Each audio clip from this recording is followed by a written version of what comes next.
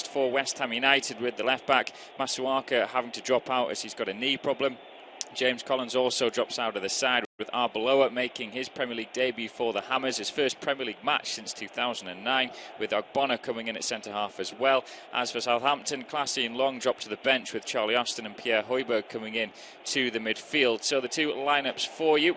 West Ham go with Adrian in goal. It's Arbeloa, Ogbonna, Reid and Noordveit at the back. It's Noble and Chiarte in the midfield holding roles, with Payet, Lanzini and Antonio playing behind Simone Zaza. As for Southampton, Forster in goal, a back four of Bertrand, Van Dijk, Font and Suarez. It's Davis, Romeu and Højbjerg in the midfield three, with Tadic playing behind the two up front in Redmond and the inform Charlie Austin. Just over a minute played, West Ham 0, Southampton 0.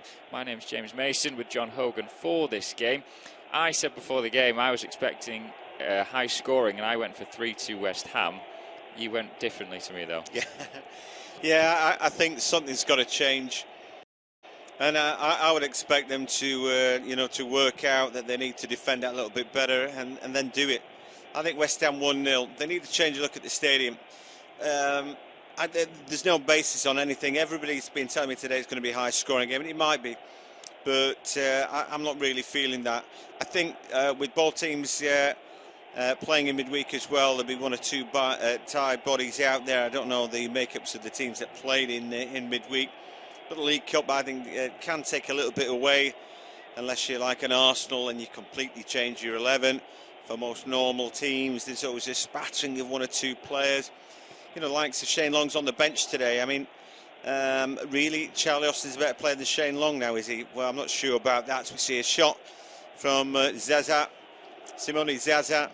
He's a decent player, but the jury is out on him just yet, and whether he's going to be a success at this level. He did manage to get his shot away there, but I felt that between Font and Van Dijk, they shepherded him well enough there and just put him under enough pressure that he couldn't quite hook that left foot round the shot and get it away. So I'm thinking 1-0. Like I said, not based on anything. You look at the stats, really, and West Ham leaking lots of goals. You would expect something different. But like I said, they can't keep doing that. And I don't expect that Bilic should set them up to be easy beats today. So I think they'll do something different.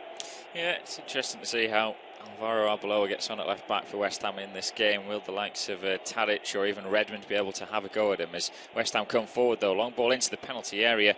Zaza surely had a push there on the back of Font, but it's into the hands of Forster anyway. I tell you what, for me, it's a Brucey bonus for the happy Hammers that Masuaku picked up an injury, because he was just all at sea last time I saw him. He did that handball, ridiculous. He didn't know where to be, quite frankly, and he had a shocking game. And I know, he's a professional footballer, and he's going to learn then very quickly. But you don't go to school at this level, I think. If they need to bring him up, I don't know, in League Cup games, that kind of thing, then so be it. But I just thought it's slightly above his level, and he didn't quite know where to be. And although Arbeloa is 33 years of age now, he's no easy beat. He's going to chop somebody down if they look like they're going to get past him, and I don't really think that Nathan Redmond's going to make too much impression on him today. No, we've just had 4 minutes of the game. It's still West Ham 0, Southampton 0. It's mostly been the Hammers, but the Saints have a bit of possession now around the halfway line. It's with Davis. He just nips away from a challenge, gets it back now. The Northern Ireland international looking for options, and he plays it to Van Dijk, who's just to his left-hand side. Now it's with Romeu. Trots up to the halfway line, under pressure from Zaza, puts in a challenge, but he misses the midfielder. Then a through ball down the line there, maybe a chance. Southampton break into the penalty area. It's pulled back there, takes a deflection, and it's going to be cleared now by Ogbonna from inside his own penalty area. Lovely play, but that's a lovely flicked header there by Zaza. He finds Lanzini, who's joined him in attack now. He's trying to work his way towards the edge of the area, gets into the box. He's under a bit of pressure though. 1, 2, 3 Southampton shirts around him, and he almost does a superb bit of skill, but he actually confuses himself as he trips over. A bit of end-to-end stuff there. Yeah, Lanzini brought himself down with his own Cruyff turn there, didn't he? Which is unusual. But, he was the meat in the sandwich there. He was trying something spectacular. And like you said, it nearly came off. I think that, for me, Southampton's back four is strong. I'm not such a big fan of Cedric, but he's all right. But for me, Font, Van Dijk are excellent defenders, and I like Ryan Bertrand. I don't understand why Chelsea let him go, and I bet they wish they had him back now. Romeo in front of them. I don't know too much about Højbjerg, but Davis works hard. And then they've got their three attackers, if you like, Tadic, Austin, Redmond. It's a bit of a no-frills team, that, I think. West Ham have got enough about them to nick a goal, maybe a goal or two. My problem with West Ham is that he's there back forward and fill me at all with that confidence. Arbeloa's got to settle in like a season pro. He should be all right. Winston Reid, he's okay, but I don't like Ogbonna. And Nordveit is really a poor midfielder. Now he's been asked to play as a poor right back. They've had problems at the back all through the season. Byram is playing awfully. They signed him for a few million from Leeds, but he looked good last season. He looks poor this season. Reece Oxford, they could drag in, I suppose. And I saw the other guy, Reece Burke, play left back. I thought he was all right, actually. But they do have problems at the back and in the middle as well. Kouyate's not having such a good season. Lanzini and Payet just coming back from injuries. So we'll see what we get. But for me, that leads all to a bit of a stew. That means we're not probably going to get as many goals as we would like. It's West Ham that have an initial free kick cleared away, and then an attempted spectacular volley from Payet is blocked away, but it is the Hammers who recycle it all the way back to Adrian under a bit of pressure from Redmond. A very risky ball there by Adrian, but he gets away with it as Noble just hooks his foot around that one. Down the line it goes for Antonio. He's trying to take control of this ball. It's pinging it around, and eventually Southampton will get themselves a throw-in on this near left side. But, I mean, you've been shipping goals, 4 against West Brom, 4 against Watford.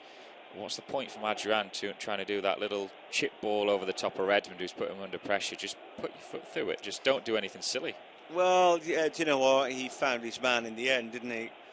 A lot's been made at Man City about moving Joe Hart on for a goalkeeper who can play a little bit of football. You know, that can set a tone. But, yeah, it was a bit risky, wasn't it? As Southampton make a break, had a real opportunity. It's all opened up, and the shot comes in from the edge of the area. I don't know if that was Charlie Austin at the edge of the area. Couldn't quite work it out. But Højbjerg we're looking at, and you're quite right. James pointing to his bit of paper with the names on, and Højbjerg was the man. It was a fantastic cutback for him. And in the end, he had his shot blocked away. But again, West Ham absolutely opened up there. It was Ryan Bertrand, wasn't it, who made ground, and that was a good cutback from him. When a team's not playing well, it's those little things, isn't it? He was picking up a midfielder running onto it. He was going to chase back with the fullback when he bombs on. Saw a little bit of that yesterday. Chelsea were awful. They just didn't do it. You know, they let the Arsenal fullback have you know, the luxury of breaking to the byline and cutting back. And we just saw the same thing. You know, somebody's got to go with him. But I look at West Ham and I think they don't really play with wingers. It's all narrow. So who's picking up Ryan Bertrand? Well, nobody it seemed there as Romeo goes into the book for a bit of a late lunge there on Lanzini. It was great skill there by the Argentine, and it's just an absolute wipeout on the halfway line there. I mean, Lanzini makes the most of it, 3 rolls over on the floor, but it's nuts, isn't he, Romeo? It's a very, very bad challenge from Romeo there, clumsy, and he's rightfully goes into the books of the first card. He just never learns, does he? At one point, I thought he might have been the worst player in the Premier League. I think he's actually stepped it up, and he's much better now. But then you see those harebrained decisions he makes. We're 9 minutes in. Lanzini was halfway. Touch the touchline. Where's he going? Like, you know, Lanzini's first bit of spell beats Romeo. But if Romeo then runs straight, he's going to cut him off at the pass before he gets anywhere near the goal. Doesn't need to do that, does he? But and now he's on a tightrope. Yeah, he is indeed, and I think you have to look at the others, and Davis and Højbjerg maybe to make the challenges in the centre of midfield. As Antonio does some great skill there, tries to work his way further in field. Then he has a little stabbed effort, and well, it goes wide in the end. I think Forster had that one covered. There was no real pace behind that. It was more just stabs his foot out around 20 yards out. I like that. I mean, you know, that shrieks to me how confident he is. He's going to have a go at anything. You know, hardly anybody's going to get a shot away there, but it was a shot to nothing, and he fancies it. Not many have been scoring more goals than Mikel Antonio, who's, you know, made it his job now to be consistently at the far post, waiting for the cross to come in. Whenever it's sat up at the far post, he seems to be there.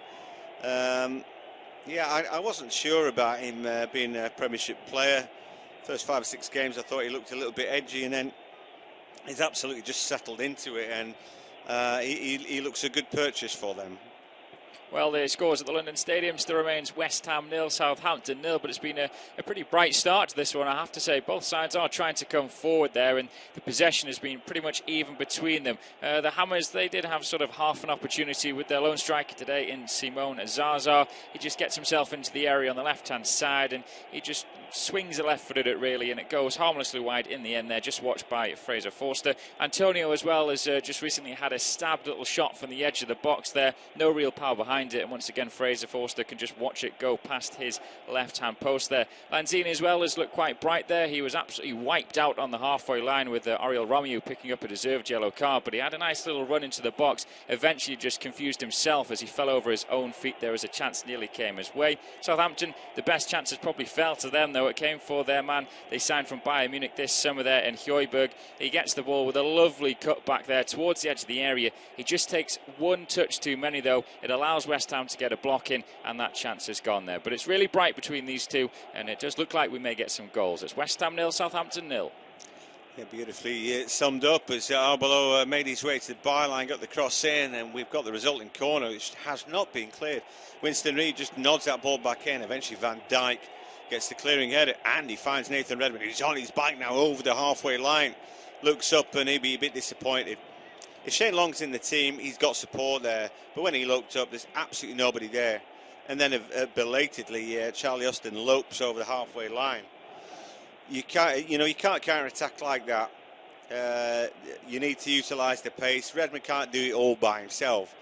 From the halfway line there, you'd have had to beaten 3. I was disappointed with Charlie Austin taking so long to support him, and there was literally nobody else. That doesn't all go well for Saints going forward. And like I said, for me, great to see Charlie Austin scoring again. And it was right that somebody took a gamble on him because he's a proven goal scorer. But no way is he better than Shane Long, and certainly not away from home when you're looking to counter-attack. Yeah, it's strange. I mean, he could go all out at times, maybe not all out Claude Puel, but he could have Austin up there with Redmond and Long either side of him.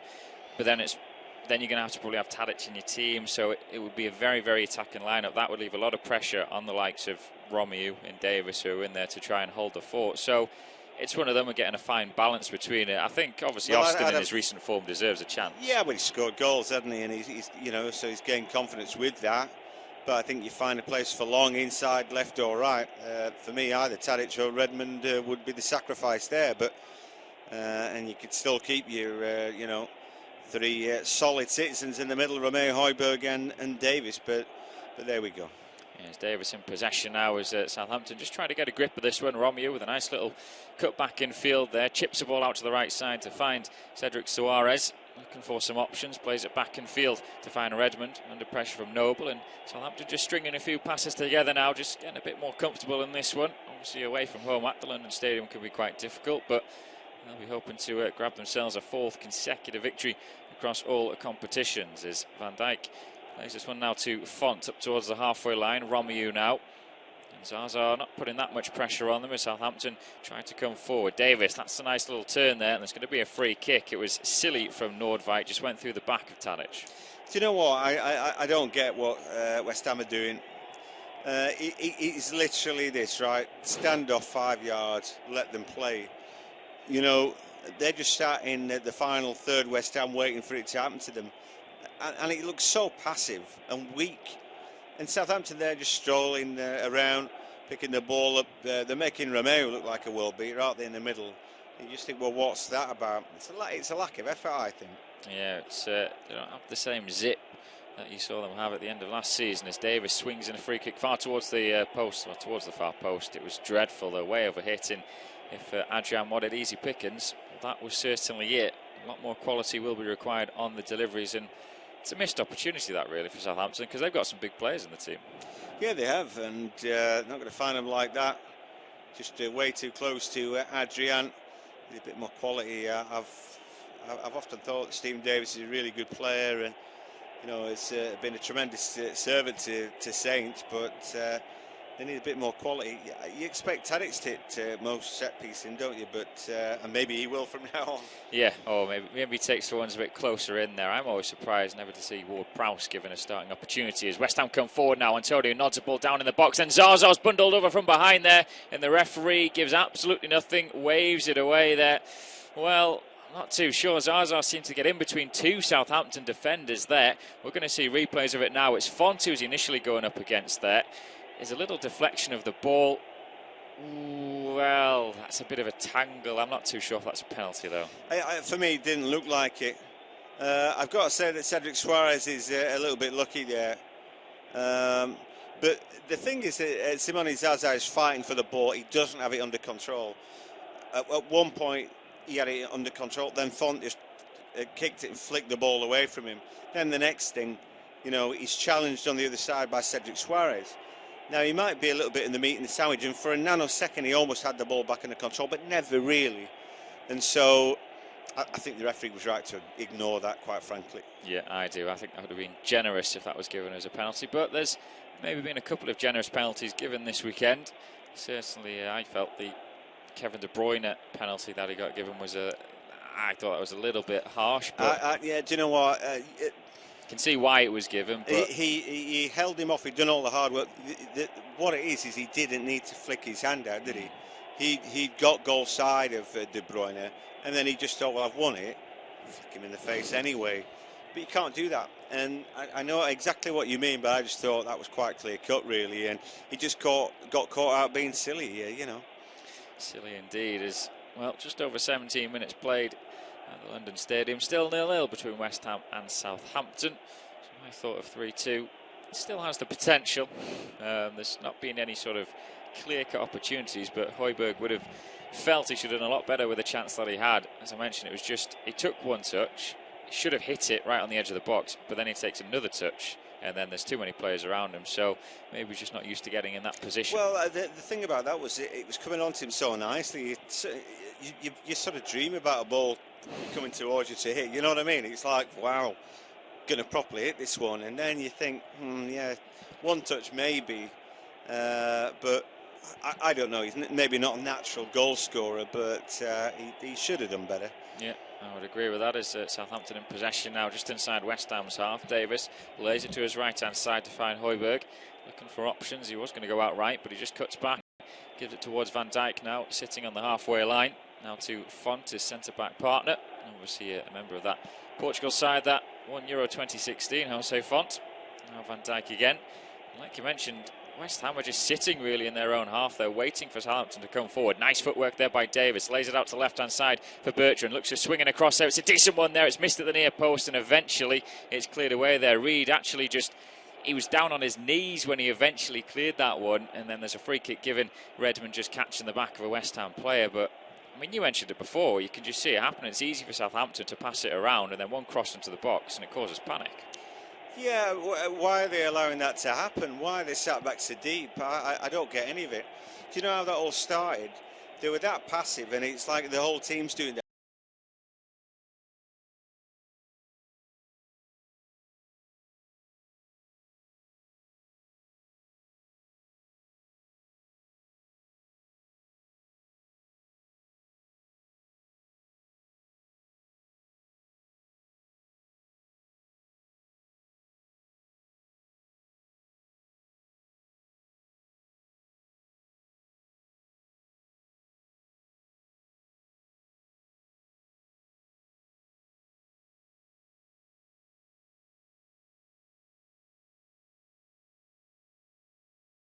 Opportunity, but again, it was nice play by Southampton. Little 1-2, flick around the corner, and then there's space for them to try and exploit there. Noble in possession, though, for West Ham. That initial bright start from the Hammers was just going a bit. Look at it. The point that you've just made is a real salient one. Charlie Austin is playing now right wing. What for? Has he got the pace to be a winger? Has he got the energy to keep going up and down? Answer to both those questions is no. So what's the point? You want him as close to goal, virtually goal hang for me. He's got a good burst over 5 yards. That's about it, I don't get it. Redmond's playing through the middle, which might be a ploy. Tadic as well, looking to interchange with him, but didn't make a great deal of sense. Bertrand missed a really good chance just before there. He just didn't look up. Redmond had pulled away in between the right back and the right centre half there for West Ham. And I mean, Redmond was he was pointing to where he wanted it, but Bertrand just didn't have his head up there. So he needs to be aware of where his fellow Englishman will be as Southampton come forward now. Chip ball into the area looking for Austin. Just slightly overhit there and he couldn't bring it down. Redmond screaming at the referee because he wanted a free kick, but it is the Saints that are just starting to up this a little bit, and they look better in possession. They look better when they try and come forward as they put the pressure on West Ham now. They give away a free kick, but that's better. It's pressure on the halfway line trying to win the ball back. I think the referee's got really bored of Nathan Redmond trying to ref the game, and he's going to have a word with him, and rightly so. It's twice now he's giving him lip, and he's saying, look, I'm in charge here. You know, only me, not you. Redmond's still chipping away here, and he could talk himself into a card if he carries on like that. Things are different these days, and we don't want any of that, do we? I agree with exactly what you've just said, except a slight caveat. West Ham are doing all right going forward, but actually Southampton defend better because they're pressing, because it's an active, not a passive defence. You know, it looks like Southampton doing better when they're on the ball because West Ham are not defending it. They're all sat back and nobody's expending an awful lot of energy when they don't have the ball. But that's the difference between the two teams. Well, this game is maybe just edging towards in the favour of Southampton. It still remains West Ham 0, Southampton 0, but the away side, they did have half an opportunity just a few moments ago through the left back Ryan Bertrand. He's got far too much space down the left hand side. The West Ham is sitting very deep, allowing Southampton to come forward. It was initially nice footwork by Davis, plays it out to the left flank. Bertrand whips in a cross, and it's just about dealt with by Winston Reid in the end. He's halfway down to the ground, nearly kneeling when it hits him, and then he eventually clears it away there. West Ham, there was half a penalty claim for them. I think the referee was right in not giving it. It was Simone Zaza involved. He had a shot earlier on in the game. This time he sort of gets down a bouncing ball in the air. He doesn't really have control of it. He's initially gone in for a challenge with Font. Then Cedric Suarez comes in the right back to try and help out. And there's just a little tangle between the two players. And I have to say, it would have been a very, very harsh penalty. And thankfully, the referee didn't give that, so no controversy in this game as of yet. But as things stand, it's still 0-0. But the Saints are just edging this one in this game so far. Yeah, there's not much between them, and my idea of it being a tight game, I don't know. At the minute, that looks about right. Maybe both teams a little bit tired from midweek exertions, and also there's a lack of quality in some regards. You know, maybe Long being out there for Southampton would have been slightly better. Austin now has drifted off to the left, but I don't get what they're doing. They're trying to be a bit more fluid. Redmond, is now down the middle with Charleston on the left wing. Well, it's just nonsense, isn't it? He's a centre forward, and as much as you don't want to get marked, I think he's got to be a little bit closer to goal. Anyway, we're halfway through the first half. You're listening to independent off-tube studio commentary. And that was James Mason. I'm John Hogan, and I'll take you through to half-time. And here come Southampton. Long ball out. Tadic, I don't think he's kicked the ball yet. And he still hasn't. The ball not with him as Noble puts a long ball in, looking for Antonio in the box. But he was engaged by the defender just when he probably should have been looking for the ball. And by the time he did look, then he couldn't do anything with it. Some decent defending actually there by Ryan Bertrand. Just doing enough to put him off. Yeah, potential England teammates, Antonio and Bertrand, at some point. Antonio's obviously got his call up, and Bertrand was in the reckoning, wasn't he, at left back until he had the injury towards the end of last season or the start of this season. So, it'll be interesting to see if they do play in the same team. But it wasn't a bad ball by Noble, but I think it actually swung the other way, didn't it? He's trying to sort of bend it into the box to go very central, but it actually curls away to the right hand side, which sort of wrong foots Antonio, where he has to push Bertrand in the end. But if anything really is going to come from a West Ham player, you just suspect Antonio for the form he's been in. Yeah, that's right. Simone Zaza actually looks quite bright today, doesn't he? But problem is Lanzini, Payet have just not done anything. And Kouyaté, I don't know what happened to him. He was great last season, and he's a shadow without this. Zaza's just won a free kick, and he was brought down by Romeu, who was on a yellow card. Yeah, again, it looked like a tussle, and he just overdid it. But he's got to be so careful, that kid. Could easily be a second yellow before half-time. I mean, you look at players that could come on. Jordy Classing, I think, is a brilliant player. He offers a little bit more in there. And James Ward-Prowse as well. Two players more than capable of coming on. Well, I don't rate Classy at this level. I don't think he's good enough.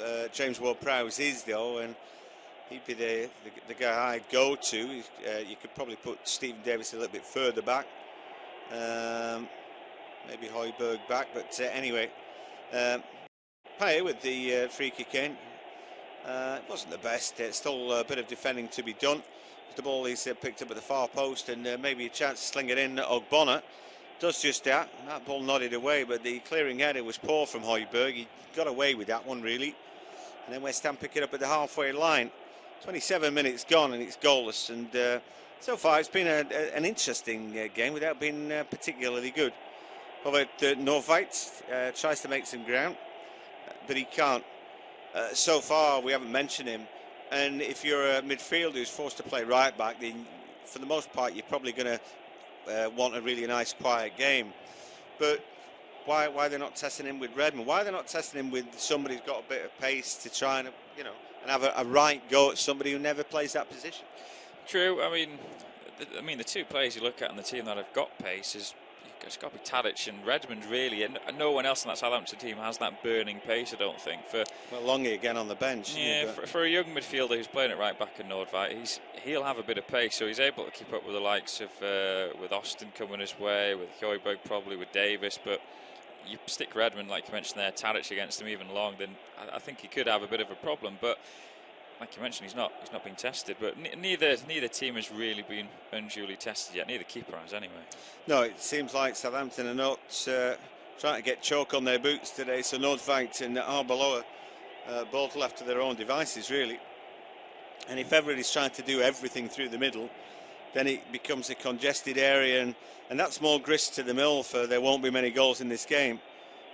We thought that West Ham would certainly put the emphasis on trying to be tight, and what they're trying to do is essentially all get goal side without doing a great deal. At least that's something, I guess, as we see a long ball and a hopeful or is it hopeless ball from Cedric Suarez.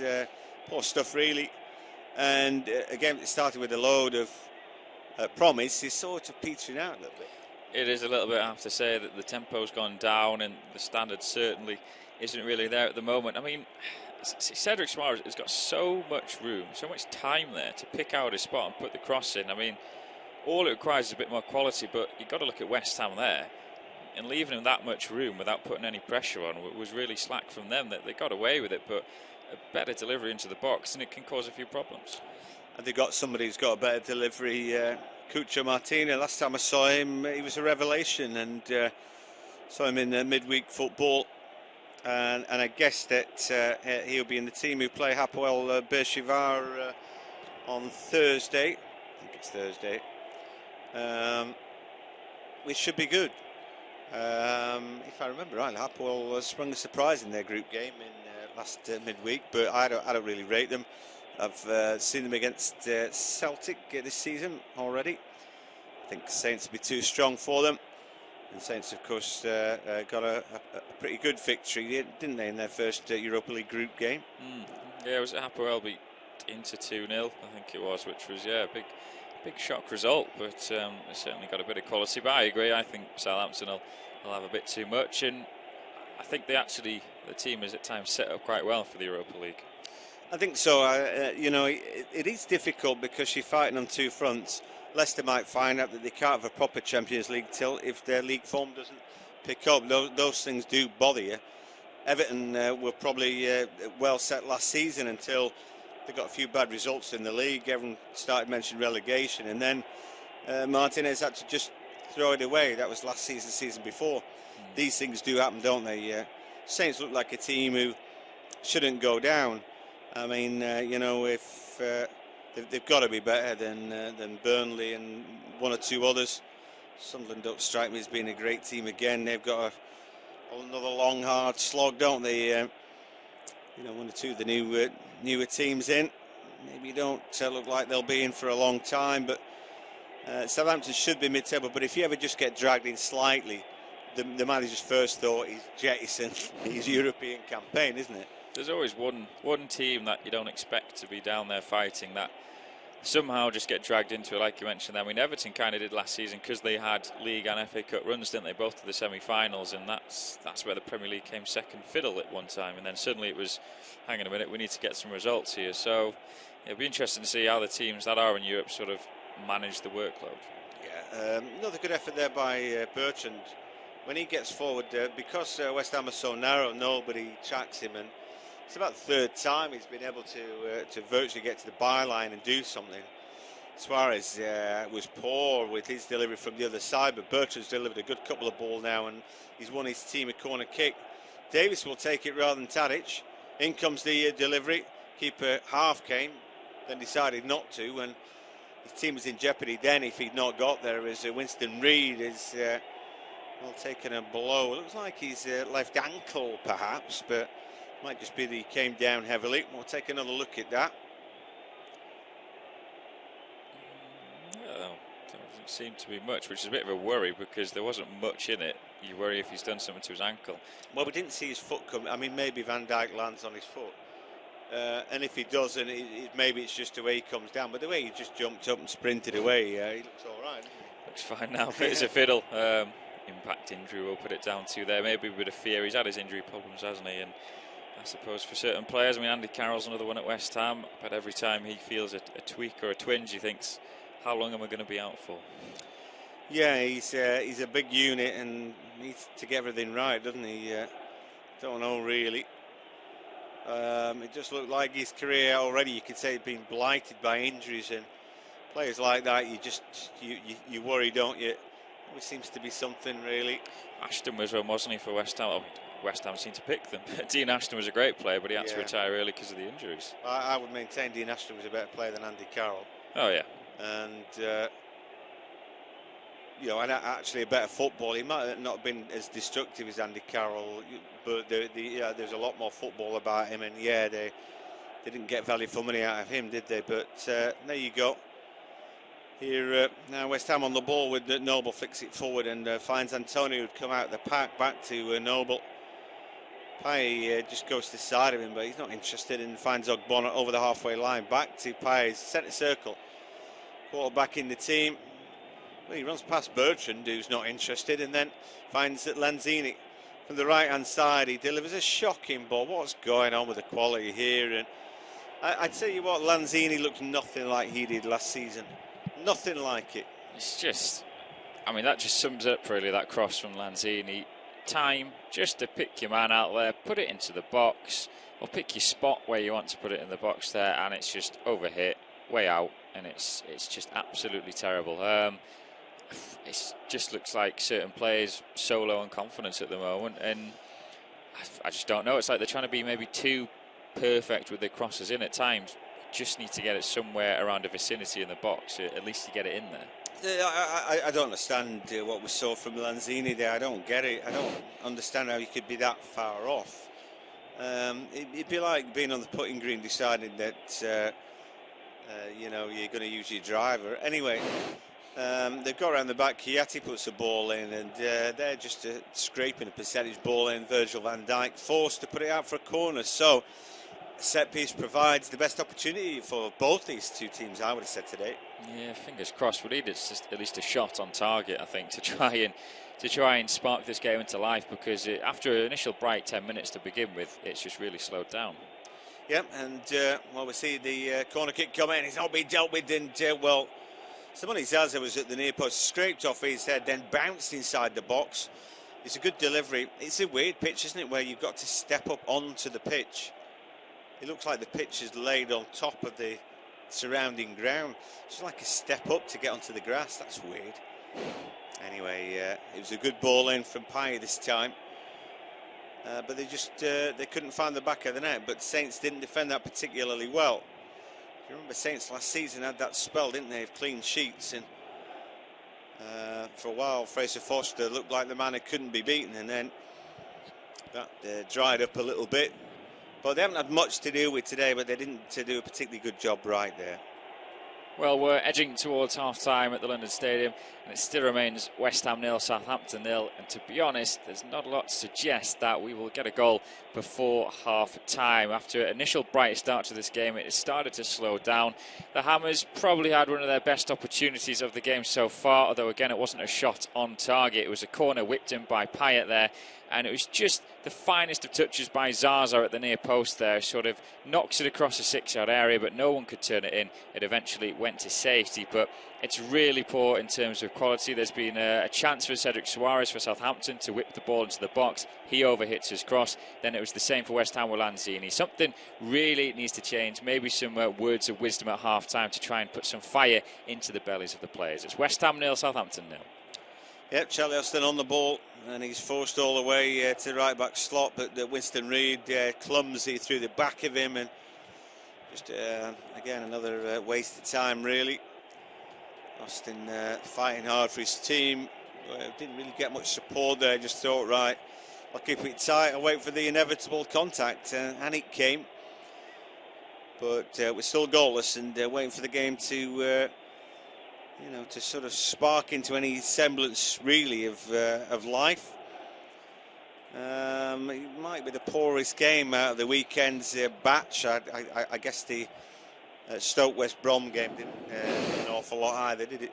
No, I don't think it was the greatest spectacle, but at least they got 2 goals in that one. We've still got time, but there's just no suggestions, no claims really from either side in the last 20 minutes or more that they're going to create a clear-cut chance. We've not seen much of Redmond, have we, in the past 10 minutes? No, I think actually it looks for me Zaza's playing all right, and we know that Antonio's in good form.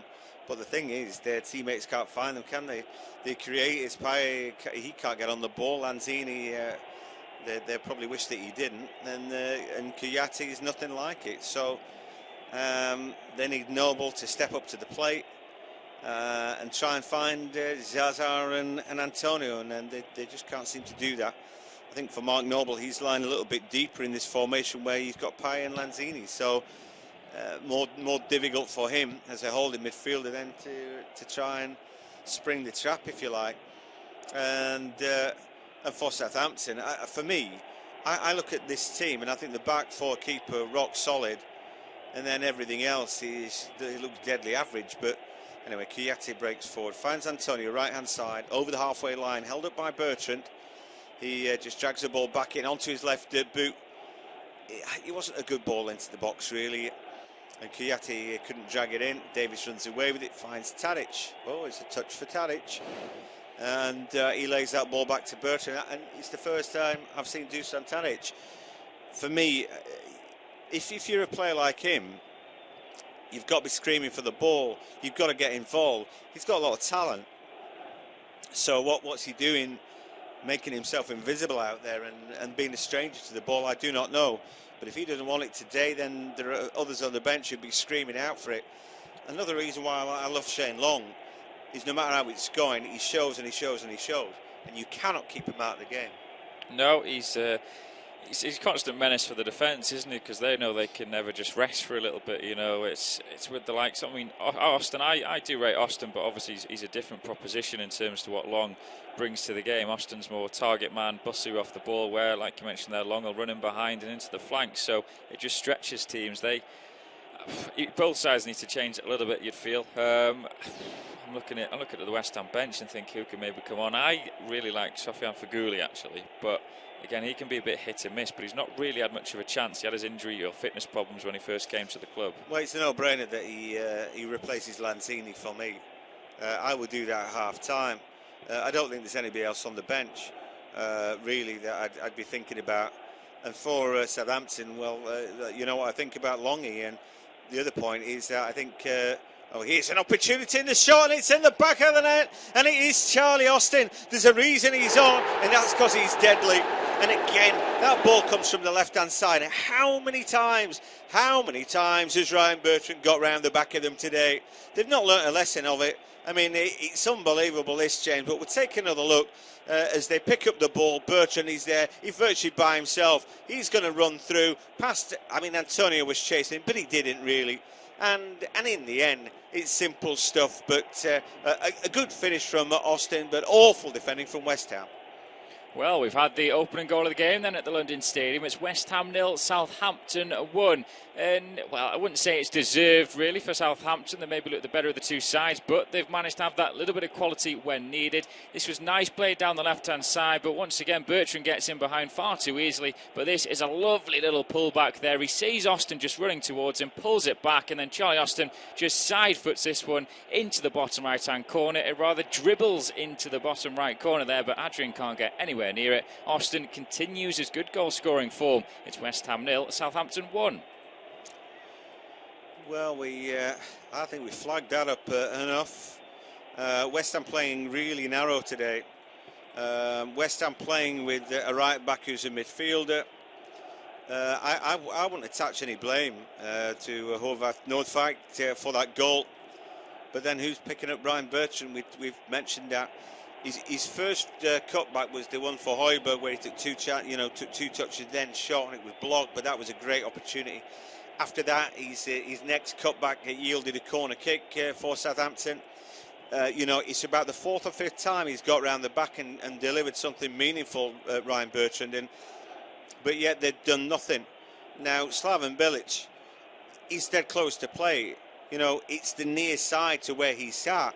So he can see Ryan Bertrand running past him. Don't tell me that he couldn't see that or what he's done. He's just decided that it doesn't matter. You let a decent player, an England international, just have the freedom to roam over the halfway line when he's going forward. Eventually, if you give somebody enough time in this division, of whatever standard they are, these players are good, and any player is going to find a way. You don't give anybody time like that. No, you don't. I mean, it was a good finish, I thought. I don't know. I suspect Adrian should have done better with it, I thought. It just seemed to... Oh, it's not a great just seemed to dribble in there, didn't it? I mean, he's promoted the ball towards goal. He's not a fierce shot or anything like it. But all he's had to do is get goal side, get there first and get his shot away. But, yeah, I think for Adrian... it's difficult. We'd always could say that he's going to do this and that. Ryan Bertrand gets around the back again. This time, Winston Reid's got to come out because he's beaten Nordtveit. Nobody in midfield wants to bother with Ryan Bertrand. He's having a field day. It's that right side for West Ham. Nordtveit, who's a makeshift right back for them. And no protection. And Antonio in the head of him at right wing, who we know can't play at right back. So, I mean, that whole side of the pitch is just open for Southampton. Bertrand then with a cross from the left-hand side again. Unbelievable. I know we're not making it up. I promise you that just happened. But, blimey. Bertrand's more of a left winger in this game. Yeah. Just decided he's not going to bother defending. Here a chance for Redmond. Shot comes in. That's a good save by Adrian near post. Redmond getting the shot away. I thought the Hammers would sneak it today. I just thought they'd do something better than this, but you can't afford to have holes in you, and again they have today. This time Arbeloa taken on, and he got his shot away. Adrian the equal of it this time. Suarez picks up the ball, lays it back. Font with the ball smashed into the edge of the area. I don't know what you thought Tadic could do with that, but he's not a miracle worker. We're about 44 minutes in, and West Ham 0, Southampton 1, and West Ham in their swanky new big stadium. Well, look like they're going to be in a relegation dogfight of their own if they don't pick up form. You look at the players that they've got and you think, well, it will come good for them. I honestly believe that. But you know what? You look over your shoulder, all that brings pressure on Bilic, pressure on his players. At this stage of the season, they don't really need. Unless we forget, they already knocked out of Europe, which for me, the new stadium, all the money that was spent, and it's all geared up to something much better than the fans are getting this season. Yeah, I mean, the thing is for West Ham at the moment, they don't have a striker who's scoring for them. They're leaving the goals to Antonio, which is fine, but you can't rely on him every game to score for you. Here, another opportunity. This was smashed into the side netting from Cedric Suarez. Either fullback making good ground. And the reason for that is because they're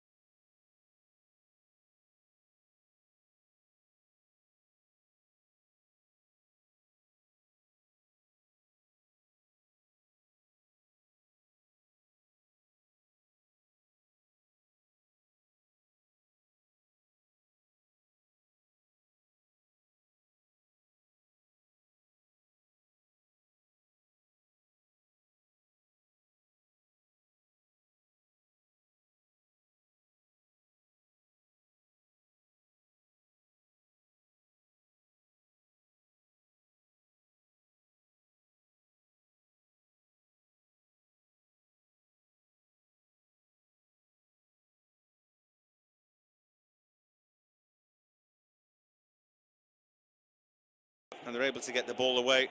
Another opportunity, Redmond, this time left-hand side. He's got bodies around him. Ward-Prowse putting a lot of energy in. Redmond then, edge of the area, it finds Long. Long gets his shot blocked away. This long range. I tell you what, absolute thunderbolt then from Cedric Suarez. That looked like it could have burst the back of the net. Never mind, gone in. Well, I was just going to see that nestle in the top corner.